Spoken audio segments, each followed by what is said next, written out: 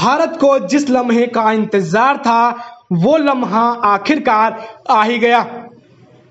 इस ऐतिहासिक लम्हे का भारतीय वायुसेना के साथ साथ पूरा देश बेसब्री से इंतजार कर रहा था और वो इंतजार अब खत्म हो चुका है। 5 सुपरसोनिक राफेल विमान अंबाला एयरफोर्स स्टेशन पर लैंड हो चुके हैं। अंबाला एयरफोर्स स्टेशन पर पहुंचते ही इन 5 राफेल विमान का वाटर सैल्यूट के साथ स्वागत किया गया।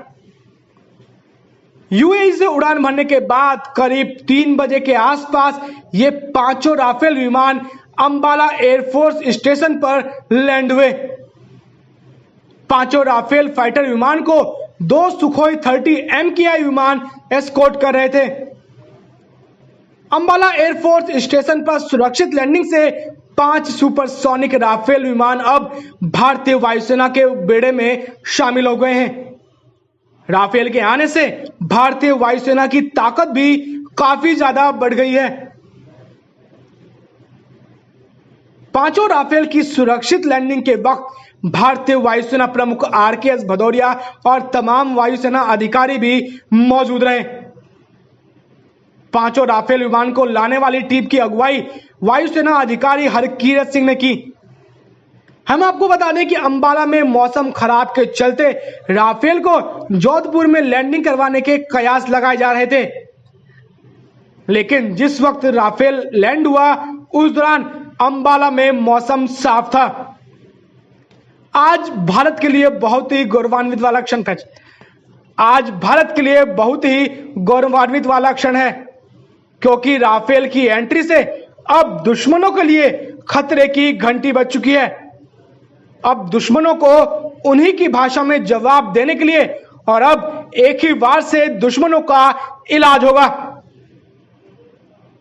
5 राफेल की सुरक्षित लैंडिंग के बाद रक्षा मंत्री राजनाथ सिंह ने ट्वीट करके भारतीय वायुसेना के लिए गौरवान्वित क्षण बताया।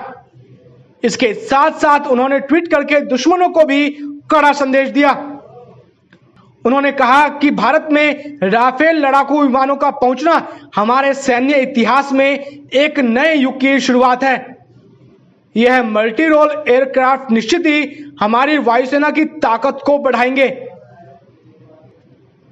इसके साथ साथ राजनाथ सिंह ने 2 टूक में दुश्मनों को कहा कि अब किसी को अगर भारतीय वायुसेना की ताकत को लेकर चिंता करना चाहिए तो उन्हें जो हमारी क्षेत्रीय अखंडता को खतरे में डालना चाहते हैं।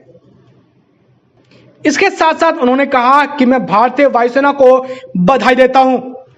मुझे यकीन है कि 17 स्क्वाड्रन गोल्डन एरो अपने मिशन पर काम करता रहेगा। मुझे बेहद खुशी है कि भारतीय वायुसेना की युद्ध क्षमता में समय पर बढ़ोतरी हुई है कि भारत में राफेल लड़ाकू विमानों की पहली खेप ऐसे समय में पहुंची है जब पूर्वी लद्दाख में करीब 3 महीने से चीन के सैनिकों के साथ तनावपूर्ण हालात बने हुए हैं। राफेल के गरजने से दुश्मनों का कांपना स्वाभाविक है और अब देखना यह है कि राफेल के आने से दुश्मन देशों की बौखलाहट कब तक नजर आती है। फिलहाल के लिए इतना ही। देश दुनिया की तमाम खबरों को जानने के लिए आप देखते रहिए लोक सत्य।